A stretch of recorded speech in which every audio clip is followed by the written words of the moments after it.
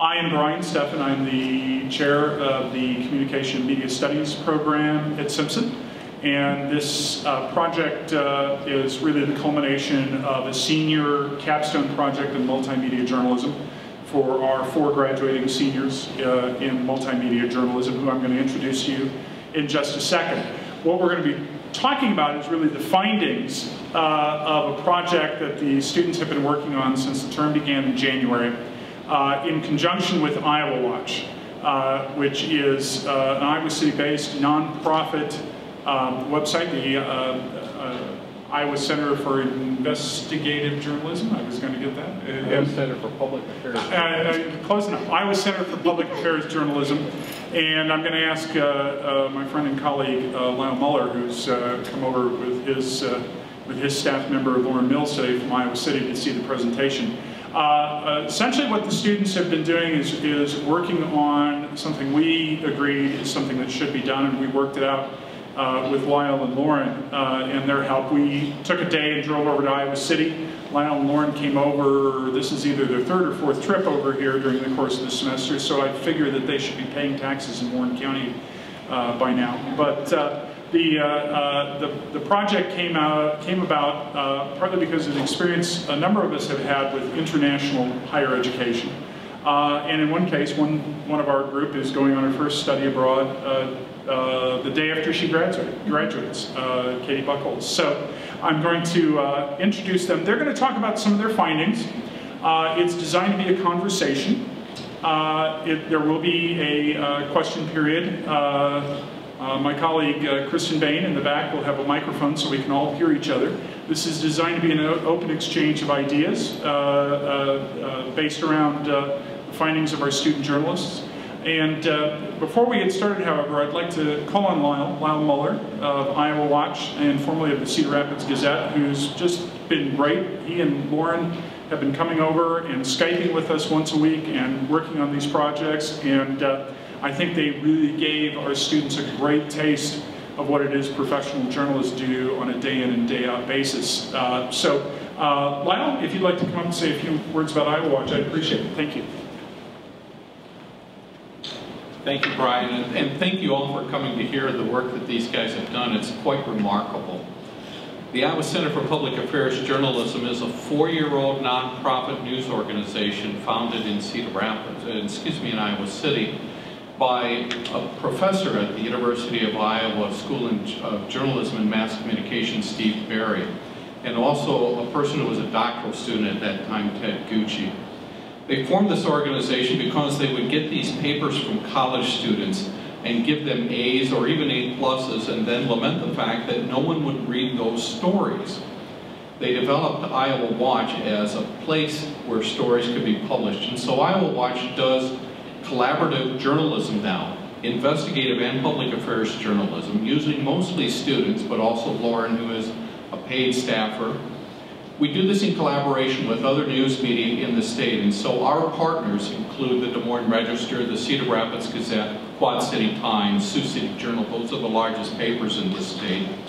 Also, some television stations are starting to run our stories as well. We are launching now a statewide radio program where we will feature our journalism in now 11 radio stations, but we are working on more. It's important work, we believe, because this investigative journalism still is sought by readers, it's still sought by citizens, and it also makes us a more vibrant democracy.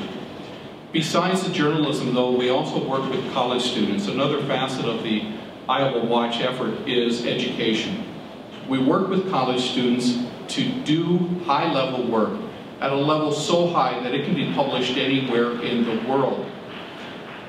The work is done in an ethical manner, fact-checked, intense editing, I believe, all of the students will say. But at the end, those stories get published. And in fact, our last couple of stories you could read in a Sunday Des Moines Register in 2 of the last 3 weeks. These guys took a topic that they brainstormed on their own, working with Lauren and me and Brian, and have been working all semester. And they've taken our feedback and criticisms, they've responded to it, and I believe each of them would tell you that the work that they have done now for these stories is far more than where it was, say, in February or March or their first drafts. I'm really proud to have worked with them. I'm proud to know them, and I think they're going to give you a lot of good information, news you can use. Thank you for coming. I appreciate it. We're just going to do the old-fashioned introduction, and just to my immediate right and on down, Kate Connor, who's a senior, graduates a week from Saturday, and actually just showed me a few minutes ago how she's tricked out her graduation mortarboard. So, and she's from LaVilla, Iowa. We have Rachel Peterson. I couldn't see Kate there for a second. Rachel Peterson, who's from Packwood, Iowa, via Australia and Boulder, Colorado, and she's a senior. And I might add, she's that rarest of journalism students. She has a job. So when she's done with us. So Erin Gergen, who's a senior and graduates a week from Saturday. She's from Cedar Rapids, and I've known Erin since her freshman year when she was in a beginning news writing class for me. And Erin was also in a group of students who were with me in the fall term in London. So she learned a lot about international education through that. And finally, down at the end, Katie Buckles, who I think was in that same beginning news writing class with Erin in 1947, and it seemed like it. And Katie's from Weldon, Iowa, the pride of Weldon. So, and she's, as we said, she's going to Peru a week from Sunday, so to get a taste of what life is like there. So, what we asked them to do is they're going to speak for a few minutes about the findings of their reporting and their journalism. We're going to have some questions, if from no one else, from the moderator who promised he would put them to the test. And then see what other questions we have. I might add that we have a number of people here. We have faculty colleagues, we have people from the community, we have friends and family supporting the students. We have international students here as well, and some domestic students as well. So it's really what I hope we'd have today, a good conversation with a number of different constituencies on the issue of international higher education. So I can't remember, we actually met for class this morning in this room so they could kind of get a sense of, and I can't remember, did we decide who was going first today? Or I think we decided that someone wasn't going first, because she has to go first on another panel tomorrow. But who wants to lead us off? It's that awkward moment. Oh. I'll go. Okay, it's Kate. Thanks, Kate. Hello. Okay, so my particular task in the story that we had chosen was the unexpected cost of studying abroad. Before, when students go and study wherever they choose to study, they are given a packet and they kind of give an overview of what they are expected to pay for. This will include your tuition at your guest school, your flight over there, and just kind of a rough outdraft of the expenses that you're going to find while you're studying abroad. But after interviewing 7 students, I found out that things in life, as well, a lot of things in life come very unexpectedly, especially when you're a student studying overseas. So there are 2 kind of categories within the unexpected cost. There's the money cost, and then there's also personal cost. So the money cost is basically what's going to cause you financial hardship. And one of the stories that I interviewed was there's a student that's over in Poland currently, and she wasn't aware that she had to go through this application process to become a teacher's assistant so that she can get her $530 stipend monthly. She planned around that stipend, and a month came and she didn't get her stipend. So fortunately, everything was resolved. She was able to fill out the proper application, but the school and, Simpson wasn't aware that the application process had changed.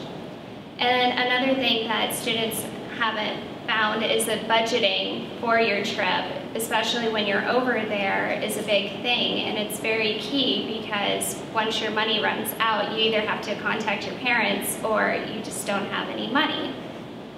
So and extra money for traveling, because when you're over in Europe, you're going to want to go and see things, or over in another country, and you have all these opportunities to go and experience the culture. But unfortunately, a lot of those things do cost money, and students really weren't aware of how much money that they were going to be spending. On the other hand, there's also personal cost, which I found particularly interesting. In going into this project, I had no idea of what I was going to find. And one of them was from Brandon Hebert, who is a Simpson alum, and he went over to London his junior year, and he thought he had all of these friends going with him on the trip, but when he went there, he ended up spending most of that trip alone. And he remembered one day breaking down into tears because he was so alone, and he was so frustrated and wondering if this experience was really worth it. Why did he put himself through this psychiatric harm to go and study abroad? But then after kind of going through and talking with his group and getting counseling from the advisor over there at that time, he ended up discovering that he had become a lot stronger through the process. And just, being away during the holidays from your family and from your friends, it's definitely something that students don't take into perspective. You're over there to see a new culture and to see, taste, and feel new things, but when the holidays come around, it hits really close to home. But through all of my interviews, the outcome is all the same. They all say that they wouldn't trade the experience and that they have become stronger people from everything. Thank you all for coming this afternoon. My piece of the puzzle of the story was talking about the importance of studying abroad in a global economy. So bear with me, I'm just going to throw some facts and figures out at you first of all. So in 2014, 1.8 million students will be graduating with a bachelor's degree. So 1.8 million people will be looking for jobs. At the same time, Iowa ranks 6th in the nation for student debt. So that means the average student debt is $29,000 for each person who is graduating seniors. That really freaks us out. And the last number I'm going to throw out at you is that Iowa did $13.9 billion of exporting. So all of this kind of totals together as lots of students are graduating, they have a high amount of debt, and they're all looking for jobs in Iowa. But at the same time, businesses are conducting a lot of business in the global economy.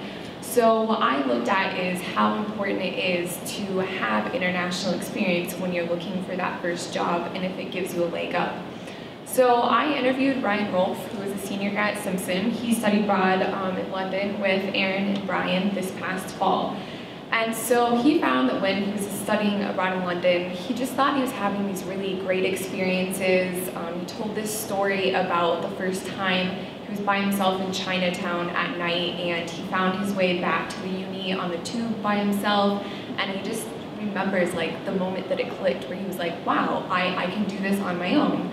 And so when he came back and he was kind of discussing the skills he had learned, and he started in on his resume looking for jobs, he found that he had picked up all these skills in London.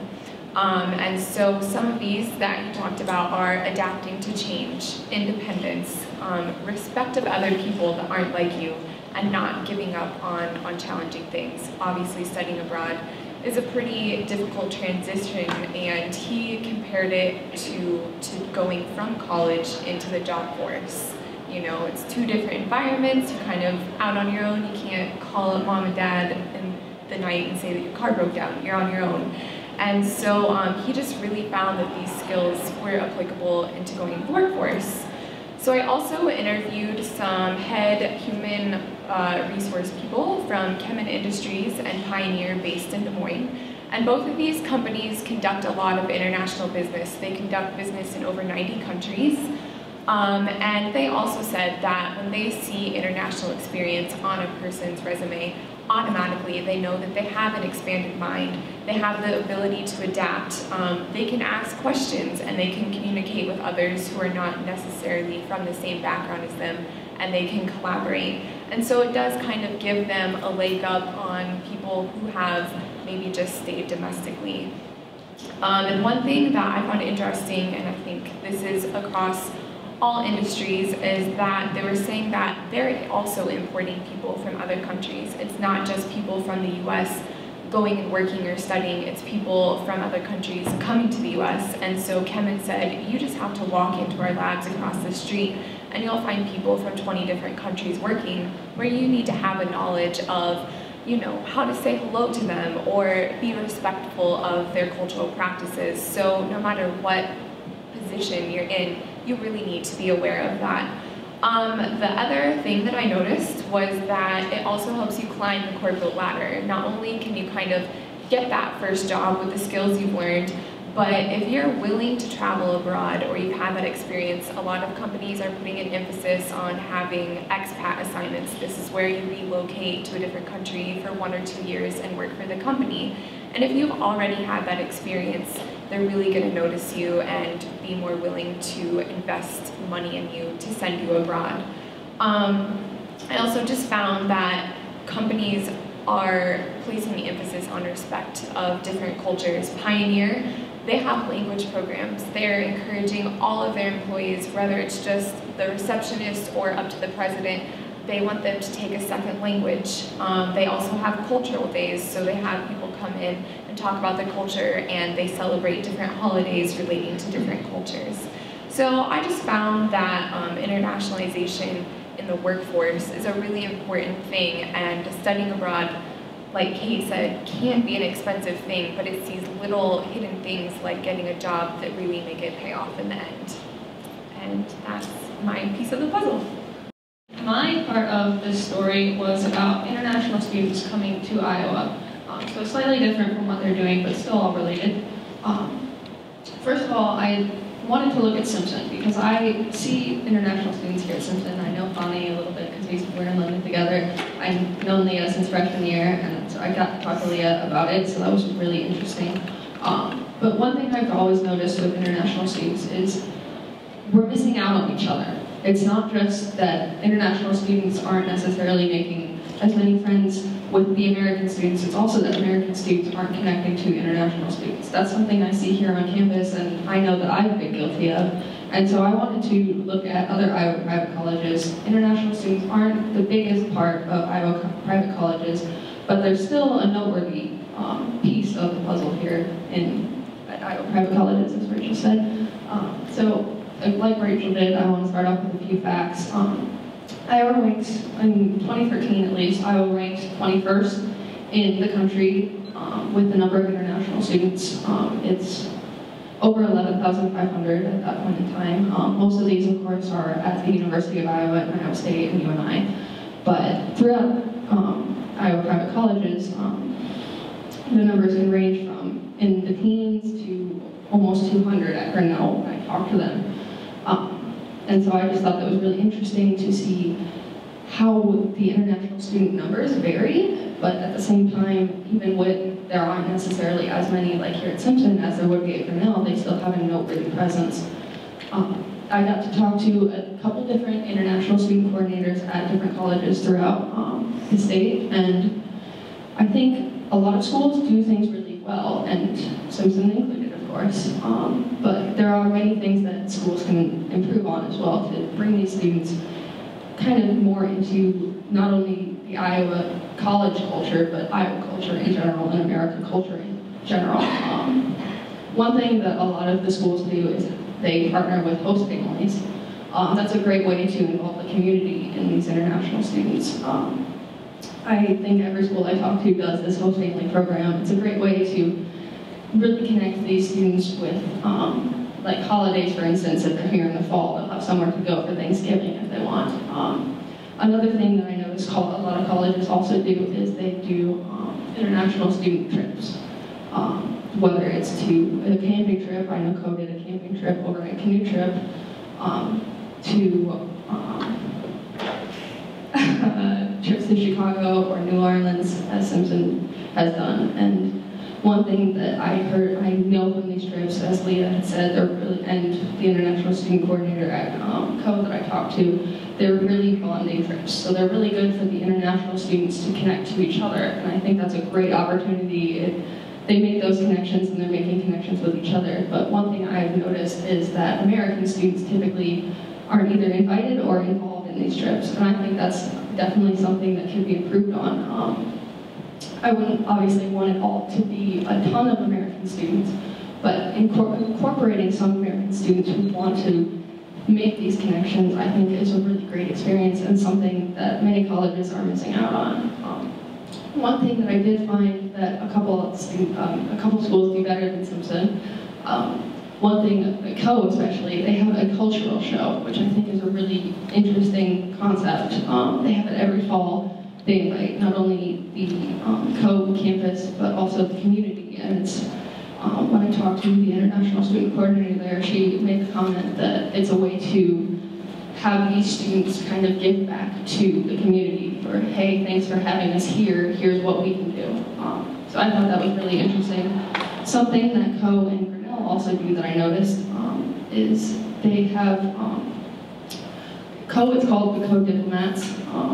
It's where when international students first arrive on campus, they have kind of like a big brother or big sister, which is either a former international student or an American student who just kind of brings them into the campus and shows them, hey, this is how this works, this is what's different, and just kind of introduces them to new people. So that's a great way to expand their friend groups and social experiences.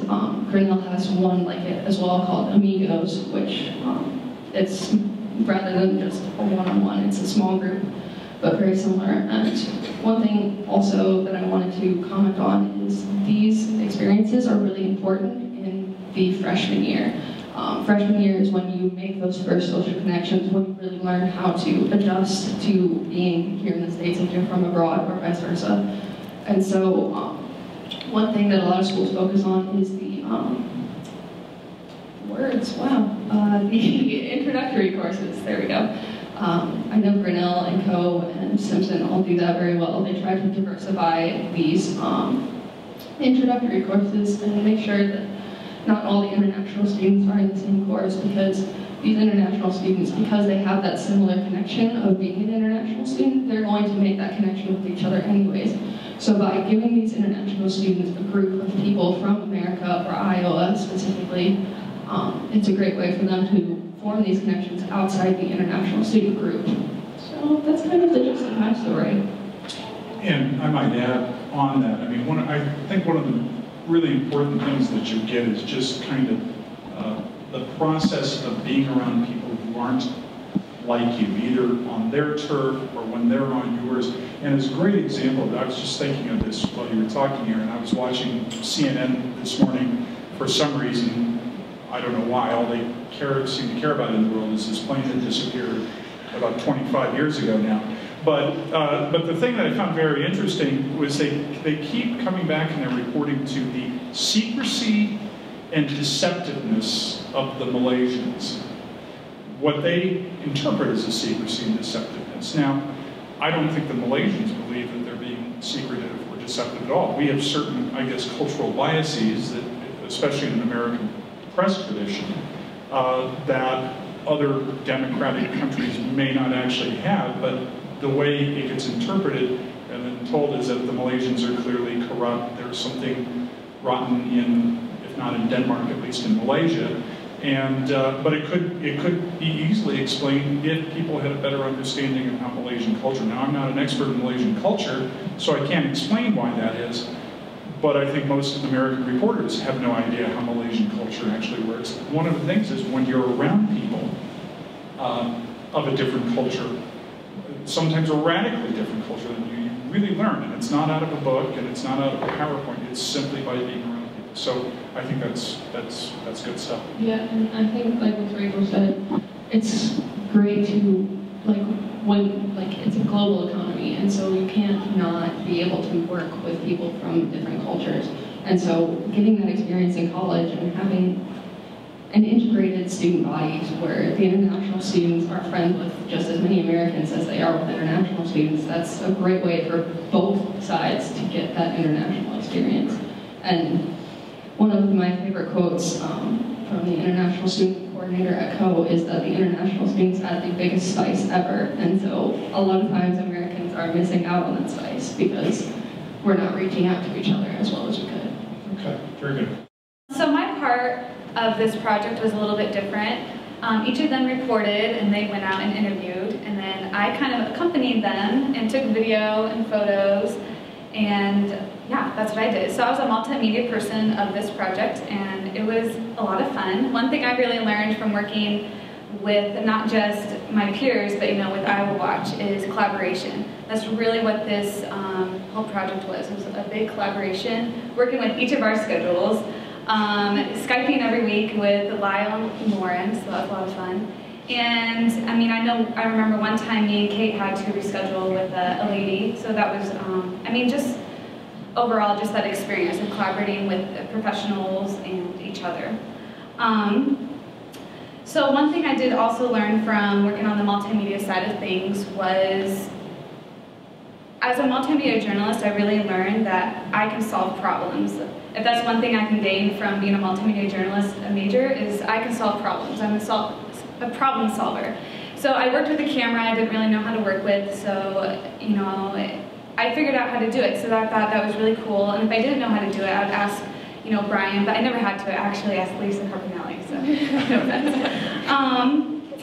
And let's see.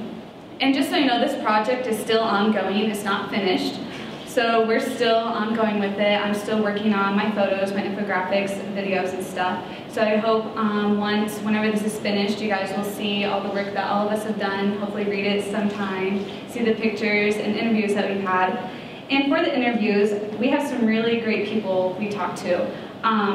One person is actually in the room, Leah. She had a great answer. Aaron asked her, do American students miss out on the experience of getting to know international students?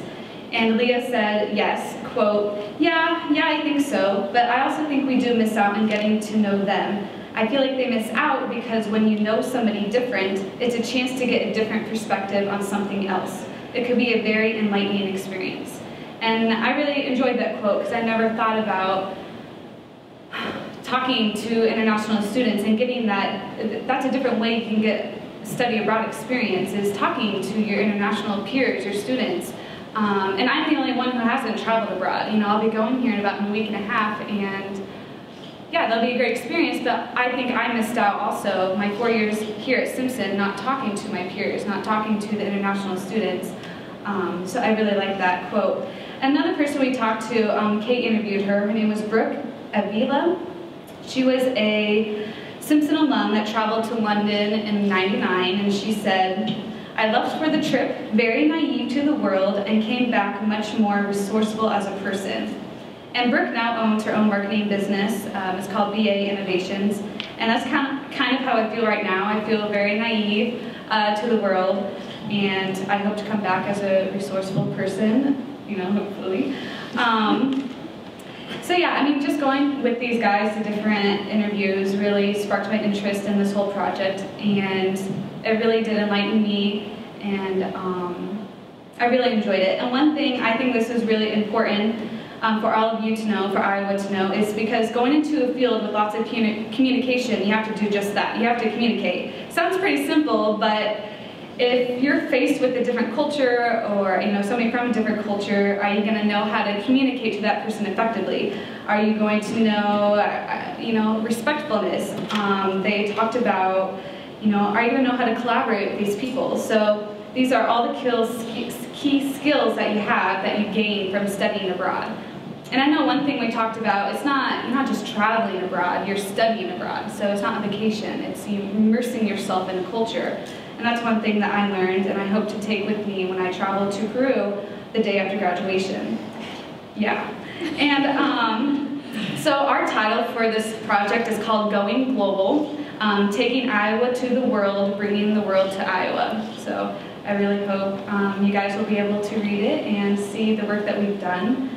What advice would you give to any prospective student on the study abroad, as far as how do you find a way to step outside your comfort zone? Well, okay, I think it's important to note that all of us have had study abroad experience, and Katie is going to have study abroad. Aaron studied abroad in London. I lived in Australia, and you've traveled abroad.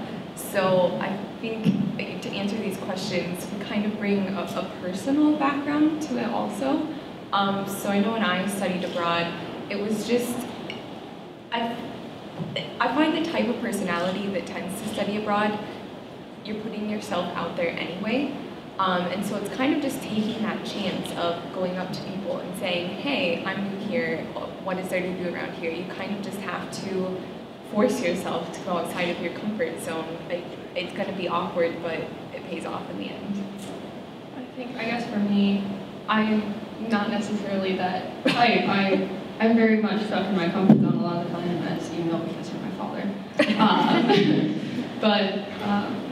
For me, it's just a matter of readjusting to the fact that it's a once-in-a-lifetime experience, and you have to make the most of it. And so, just thinking about the cost-benefit of it, you're going to get more out of stepping outside your comfort zone than being stuck inside it all the time. So, just take that plane trip to Dubai for free. But tell your parents when you go. Tell someone besides your professor. That's probably good. Yeah. Go ahead. And for me, my experience is a little bit different.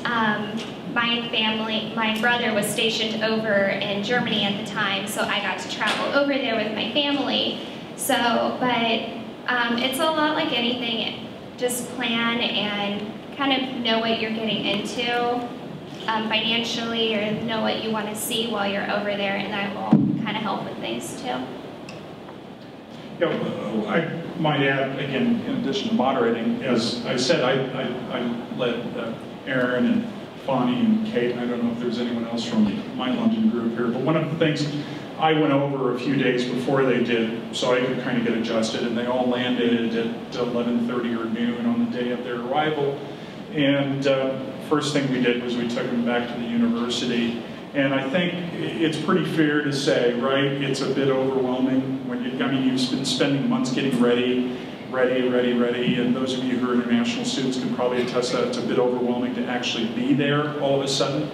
And so we went, and one of the things that we do, at least, is we try to keep the students running all day long, so that they don't collapse, so they don't feel sorry for themselves, so they don't get upset. And I just had them all together, and I said very simply, I hadn't said this to them at all during, I had purposely not said this to them, but I said, there's two very simple rules today, ladies and gentlemen, and it's patience and good humor, because things are going to go wrong for us today, okay?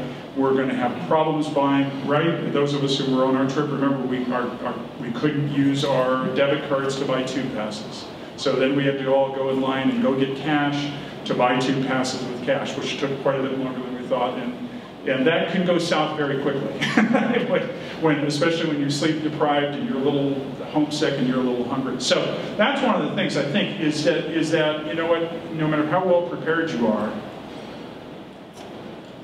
there's going to be those moments where you go, and I don't want to put our international students on the spot, but maybe they can say, there's going to be moments when you say, why did I do this? Right? I mean, I know that there are, for the American students, why exactly did I do this? I can't think of it. So I think that's a key thing that you can do, is just, this too shall pass. So, and it'll be great in you. So. When you went abroad, were you able to connect with the student over there? I lived in a building where the floor was incorporated with not only American students, all of American students from our group were in the same building, but they were all on different floors, and they were mixed in with British students and Norwegian students, and I think ours had Poland, and I think I'm forgetting one as well. But I've made friends that I still talk to that are British students, that are technically home students there, so as well as from Norwegian students. So if that answers your question. And I have one. Do you have any idea why some students here they just don't want to connect with other international students? I think, for me personally, I'm always afraid that I am either going to be offensive or not understand something, and it's just a matter of stepping outside the comfort zone at the same time, I think, as well, because I personally wouldn't necessarily be comfortable walking up to an international student and having a conversation, not because I don't want to talk to them, just because I don't know how to go about it. So I think it's a matter of both sides stepping out of their comfort zone and making those connections. I live with an international student, Bruna Burke, in the back, And I feel like, no offense, Brona, but like I probably wouldn't have known you if I didn't live with you, because it's just, yeah, I think what Erin said is there's this thing where both sides have this disconnect, and so I'm so happy that I've lived with Brona and I've gotten that perspective, and I've had that experience of living with her, and my other roommates will probably say the same thing. So I think it is just both sides kind of stepping up, and maybe, I don't know, there needs to be more events or something that kind of connects the entire college. And I think it's really good that Simpson does try to give international students roommates who aren't internationals, because that's a great way to make that connection. So even if they don't necessarily talk to anyone else, they still have at least their roommates. So. In your interviews and discussions that you had with people about having had international experiences and how that related to their jobs, were you able to talk with any Simpson students, Simpson alums, who have had international experiences and how that played into their current job or their search? So I didn't do that specifically for this article, but the internship that I work at now, my supervisor, boss, she has had international experience, and the other day I was just talking with her about how she just had the guts to take a job because she had learned independence from studying abroad. She was just kind of offered this job, and she didn't really know if she wanted to take it, but she just kind of went back to her international experience and what all she accomplished and that independence that she had gained, and said, you know what, if I did that, I can do this and you know, tackle a new challenge. So, and I know for me personally too, my international experience has just helped me put myself out there, get internships, talk to new people. I think if you realize what skills you've picked up, then you can carry them through when you come back. And I think with Simpson alum Brooke, didn't she say, because she decided to start her own business, and one of the reasons is because she had the confidence to do it, just do it, and she did it.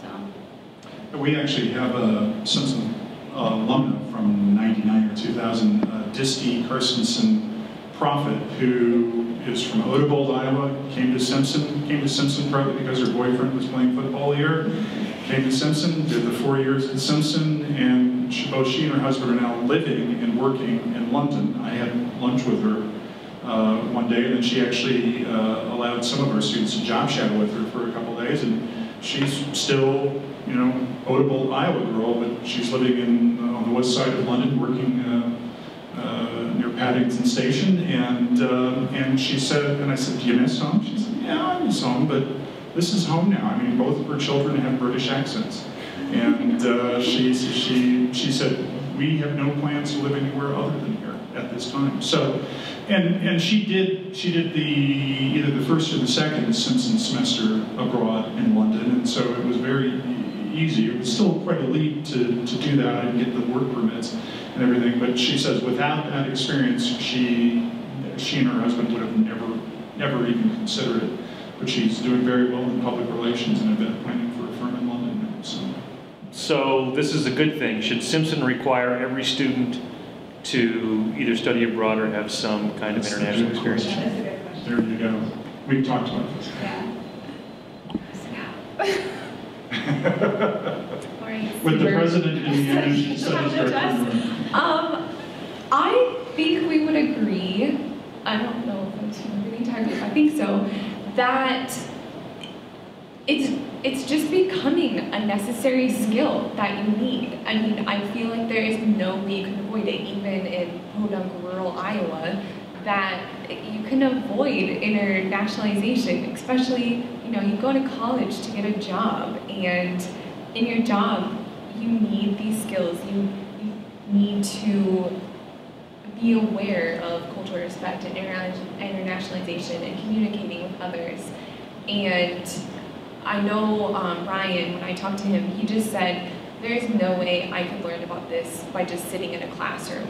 You really need to go out there and do it. And even though it's costly, I just think it pays off in the end. But another thing to kind of consider is that if you require study abroad to be part of the curriculum, then that may deter people who maybe not be as outgoing to go on study abroad, or they may just think that they aren't financially ready to commit to that. Unfortunately, we have kind of that stigma that, you know, you got to invest into this. You know, college itself is an investment, so can I really afford, or can I really stomach putting on a couple extra $1,000s to have this experience? So it's definitely, it's a thing that you need to consider. I, like my partners here, I think that it is a good opportunity, and I think that you should go for it, but it's not one that you should think about half-heartedly. You need to consider and crunch numbers, and there are scholarship opportunities. There's the Gilman Scholarship. You can use your financial aid packages. There's other scholarship opportunities out there. And it's like going to college, and going to college economically, you have to work for it, but in the end, that hard work is going to benefit you, and it's going to make you a better and well-rounded person. And we'd be a little remiss not to add that in addition to those scholarships, Simpson is in a blessed state to have the Wall Scholarship Fund, which just kicked in this year and really makes it possible for students to do that. Can I ask a question? Among the U.S. citizen students in the room, how many of you do not have a passport? Do not have a passport. Do not have a passport. So, and she's a colleague. We're going to have to talk to her. So, you know, one piece of advice, I see a lot of prospective students, and a lot of times they ask me for advice, and I said, one of the things I would really suggest you do, it's a really modest expense, is get a passport. Because that just makes a statement to yourself, I want to do this. I think there's a lot of people who want to do this and they're not sure how to start, and I think it would make life a lot easier in terms of choosing this, and kind of as our panelists have said, pushing yourself out of your comfort zone. If you said, you know what, I've got a passport, it's good for 10 years, I'm going to go sometime, that's one thing I would say. So if you don't have a passport, treat yourself to a birthday gift or a Christmas gift and get yourself a passport this year. Because even if you don't do it when you're at Simpson, you're gonna do it. So. Okay, we know that we can't, at least for now, require study abroad, right? Or even a midterm. And you mentioned the fact that it's so difficult on campus for international students and the U.S. students or domestic students to communicate and work together and collaborate. As you were going through this whole process, have you come up with any ideas of what we can do on campus to help educate those students who have not, or maybe will not, have those international study experiences?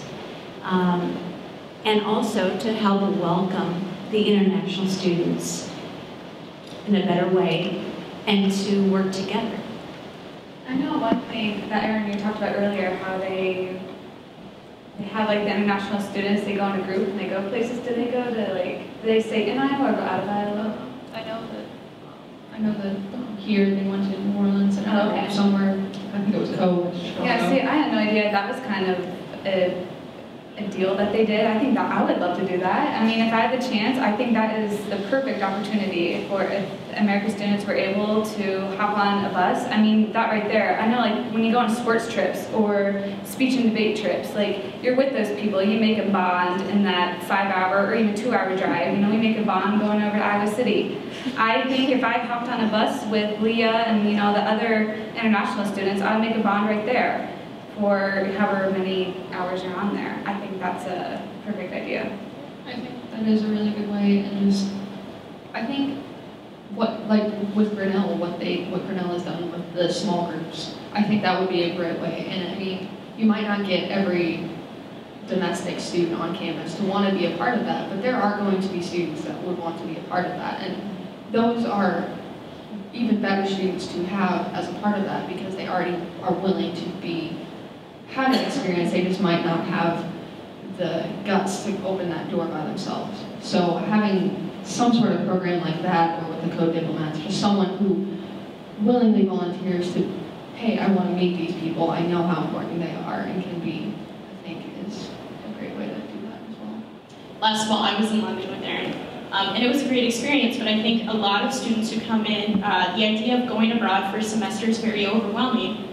You're missing, you think of what you're going to miss here, and you not only think of that, but you think of how do I function in a foreign country. And for me, it just worked out that I went to an English-speaking country, but still, it's not the same English. What do students coming in, how can schools like Simpson break it down and make it a more real concept for students to decide that I can function in London and I can live and I can work and I can eat and not get lost? I mean, Simpson does before you study abroad, you have to take a class before that. But I guess in my mind, I think the May term is a really good, that's just a small step, if you just want to have that study abroad experience, but you can't imagine leaving for a semester. Simpson and other schools, they may have a J term or a May term. It gives you that experience, and it kind of gives you a taste of it. I know my sister is like a homebody. She never wants to leave Iowa, but she went to Argentina for 3 weeks during a May term and got the taste for travel, and that kind of just whet her palate for what else is out there. So I think Simpson does a good job of kind of offering alternatives. I think, and this is kind of random, but I think something that could, a way to incorporate that, especially for the freshmen, is to kind of have, because we have, they're called SC classes now, they used to be LAS classes, different system. Anyways, I think that would be a really good way to kind of have someone come in and talk about study abroad potentially to these groups of freshman classes. I know I'm involved in Sarah, and we will sometimes get together with the teachers and come into these SC classes and teach them about what Sarah stands for Sexual Assault Response Advocates, in case you guys don't know. But so Sarah would have kind of a 15-minute, here's what this is about, here's why this is important. So I think it would be great to do that for study abroad as well, and maybe have a couple either alumni or students who would be willing to go in and talk to those freshmen and say, hey, I studied abroad for a semester, I didn't think I could do it, but I did it. Here, it wasn't necessarily always awesome, but it was awesome overall, and here's why, and here's why you should do it, even though it's expensive. So I mean, that could be a great way to incorporate that. Erin, I know you did a blog when you were overseas. Was that something that the school or your class had asked you to do, or was that something that you just did on your own? And was that something that you considered helpful? Would you suggest it to others, or did it become too much, or just talk about it for a minute? I think one thing that was kind of different about our London trip is a lot of the people on it happened to be people from the journalism area. So Kate, Mariah, I know, there was quite a fair amount of part, probably because Brian was leading the trip and he's our department head, but that was something that I decided to do just because I know for me, a lot of the times when I look back on experiences, I tend to forget details and little facts, that just random things. And so the reason why I did the blog was because I wanted to remember as much as I could. And so I figured just writing it down in just kind of a stream of consciousness, that would be a great way to have something to look back on and remember it. And I mean, we did some class assignments that were kind of journals like that through one of Brian's classes, but my online blog was for me. And I know DMAC, they had, was it DMAC? They had the magazine. I don't know, was it a journalism thing? Yeah, it was a journalism application. So at DMAC, they had a magazine that they all put together, the students did, and it was really neat to, because it shows in there, the fashion, it shows places you should go to, things to avoid. It was pretty cool. I really like that idea. If Simpson ever decided to do a journalism abroad, to put in a little magazine together, that's pretty cool. Good idea. Yeah. All right. Well, that just about wraps up the time. First of all, I want to thank the panelists. They have been great to work with, not just this term, but all the way through. In some cases, they're 4 years with us. They're going to do quite good work. They're going to make a lot of noise in this business. One of the reasons we did this is one of the things that we really try to drive home in our coursework in journalism is that journalism is not a lecture. It's not just posting a story and hoping somebody reads, but it's really something to actively engage people in conversation, and that's one of the reasons that we did this day. That's really, as I've taught it at least, the future of journalism. So would you please give them a round of applause?